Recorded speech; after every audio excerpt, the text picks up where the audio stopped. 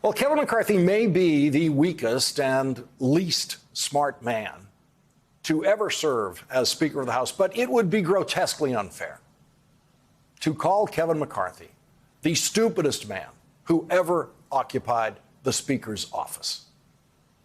That title goes to this guy, who was very quickly convicted by a jury today on all 8 criminal counts, including 4 felonies that he committed while sitting in that chair.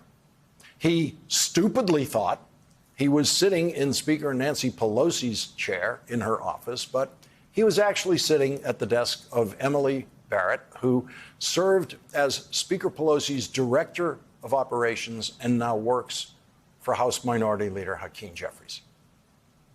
After being convicted today, Richard Barnett went home to Arkansas to await sentencing after saying this outside the courthouse. This is not a jury of my peers. I don't agree with the decision.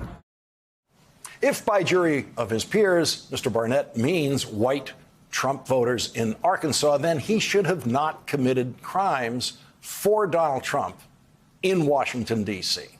Unfortunately for Mr. Barnett, who now faces a maximum sentence of 20 years for his felony convictions, Congresswoman Marjorie Taylor Greene cannot serve on a Washington, D.C. jury because she is a resident of Georgia.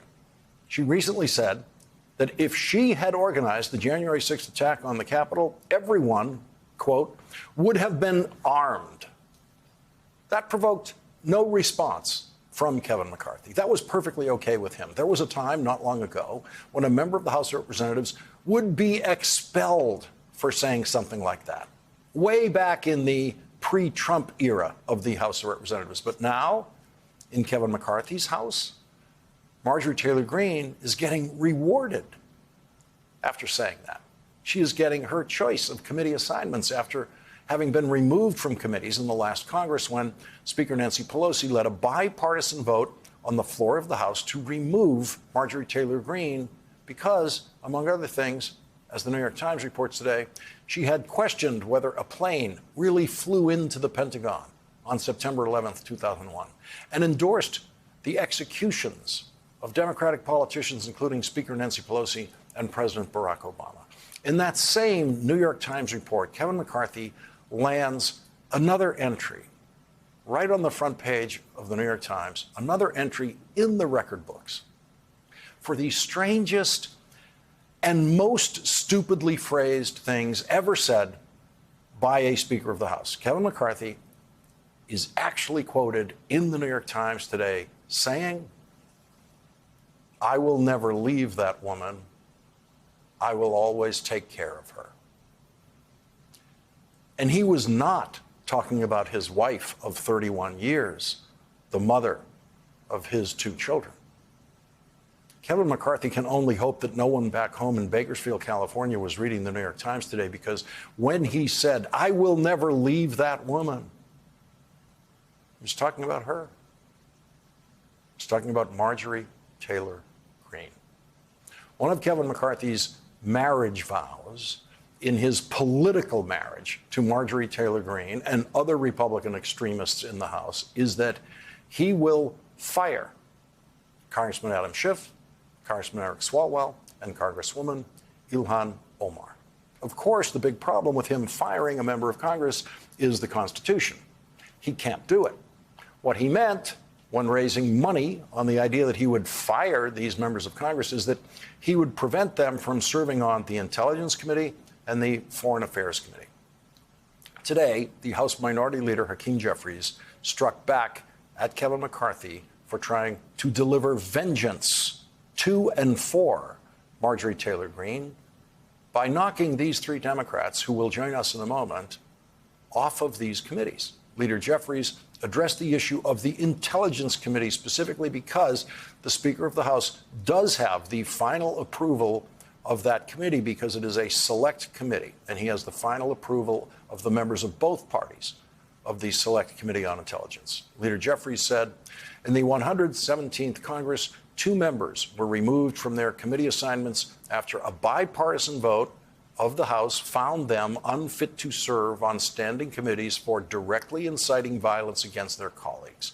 This action was taken by both Democrats and Republicans given the seriousness of the conduct involved, particularly in the aftermath of a violent insurrection and attack on the Capitol. It does not serve as precedent or justification for the removal of Representatives Schiff and Swalwell, given that they have never exhibited violent thoughts or behavior, at the same time that Republicans have threatened to deny seats on the Intelligence Committee to clearly qualified Democratic members. Serial fraudster George Santos has been placed on 2 standing committees of the House and welcomed into your conference. Removing Congresswoman Omar from the House Foreign Affairs Committee would normally require a full vote of the House Representatives, and as we've seen with Kevin McCarthy's election to Speaker, winning a majority vote in the House is not easy for Kevin McCarthy. Today, Congresswoman Omar released a public letter about her committee assignments in this Congress, saying, "I would also be honored to continue serving on the Foreign Affairs Committee, where I'd be able to continue to offer a unique perspective as a Somali American, a refugee, and the only Africa-born member of Congress." The McCarthy Three are important to Kevin McCarthy as a symbol of the kind of power he wishes he had but does not have. Nothing on Kevin McCarthy's legislative agenda will ever be signed into law by President Biden. None of it will pass the United States Senate. Kevin McCarthy will accomplish exactly nothing as Speaker of the House. Kevin McCarthy knows that. That's why the McCarthy Three are so important to him. Kevin McCarthy wants to knock these 3 Democrats off those committees to show Republicans that he can actually do something as Speaker. The Speaker wants to use the McCarthy Three as his personal fundraising tools for the next 2 years.